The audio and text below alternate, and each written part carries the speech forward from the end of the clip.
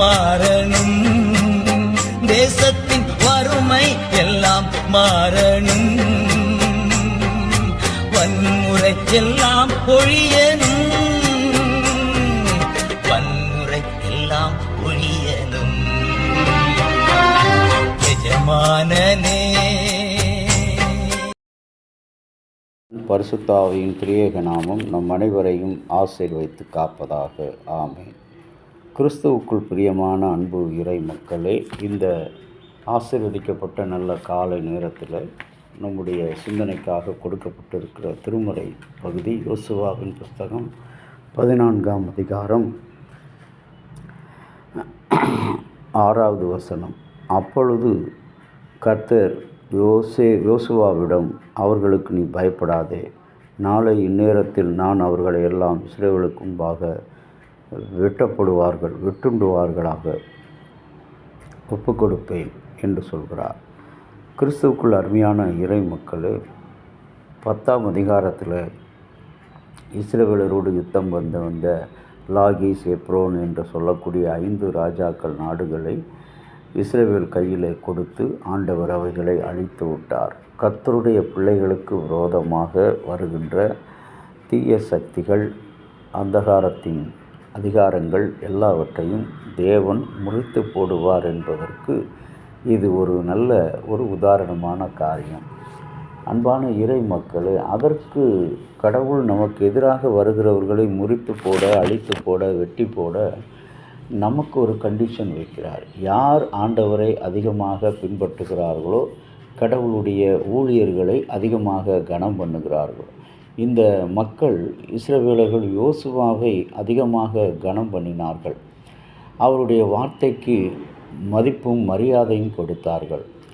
அந்த யோசுவாவினுடைய வார்த்தையை கீழ்ப்படிந்த அந்த இஸ்ரவேல் மக்களுக்கு தேவக்கரம், தேவ கிருபை ஒவ்வொரு நாளும் கூட இருந்தது.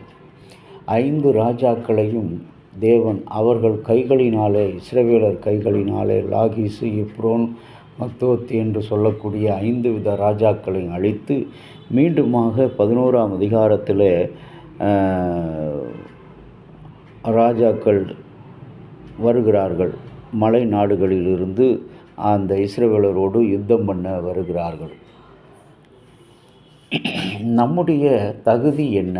நான் கடவுளிடத்தில் ஒன்றை கேட்கிறேன், அதையே நாடுவேன் என்று பாடுகிற நம்முடைய பாடல், அது வெறும் பாடலாக, வரிகளாக, எழுத்துக்களாக இல்லாதபடி வாழ்வின் அர்த்தங்களாக, வாழ்வின் அழுத்தங்களாக, மனதின் நம்பிக்கையாக இருக்க வேண்டும். அதைத்தான் ஆண்டவர் இந்த நாளில் எதிர்பார்க்கிறார்.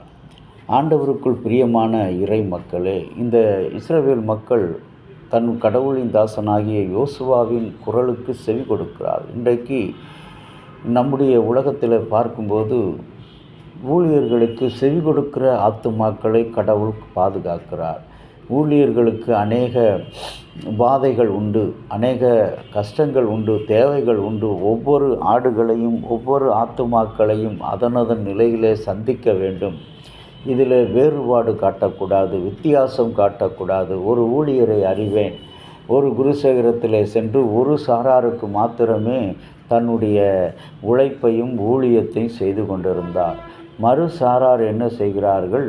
அவரை விரோதமாக குற்றச்சாட்டு சொல்லுகிற மக்களாக இருந்தார். அது ஊழியருடைய பணி கிடையாது. இங்கே யோசுவா இஸ்ரவேல் மக்கள் அனைவருக்கும் அதிகாரியாக இருந்தான்.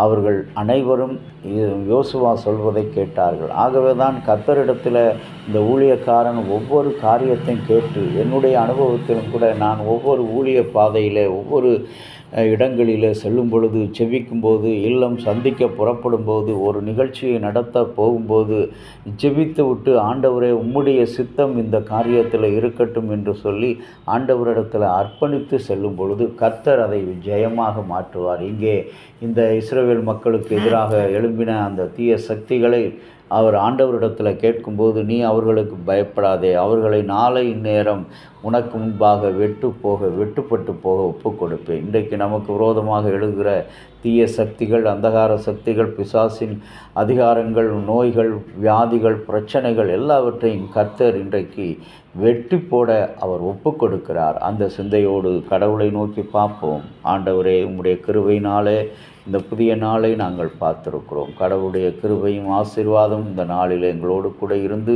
உம்முடைய சித்தத்துக்கு நாங்கள் ஒப்பு கொடுத்து தேவருடைய கரத்தில் நாங்கள் பலவான்களாக பலத்திருக்க உதவி செய்தரலும். அன்பின் இரட்சகரே, எங்களுக்கு விரோதமாக எழும்புகிற கஷ்டங்கள் எங்களை நிர்பந்தமான நிலைக்கு தள்ளிவிடாதபடி உம்முடைய சித்தத்தையும் உம்முடைய குரலையும் கேட்கிற மக்களாக இருக்க எங்களுக்கு உதவி புரிந்தருளும். இறைமகன் இயேசுவின் வழியாக வேண்டுகிறோம் நல்ல பிதாவே, ஆமேன். தந்தையாகிய கடவுளின் அன்பும் மைந்தராகிய இயேசுவினுடைய அருளும் பரிசுத்த ஆவியினுடைய நல்ல உறவும் பாதுகாப்பும் அனைவரோடு கூட இருப்பதாக. ஆமேன்.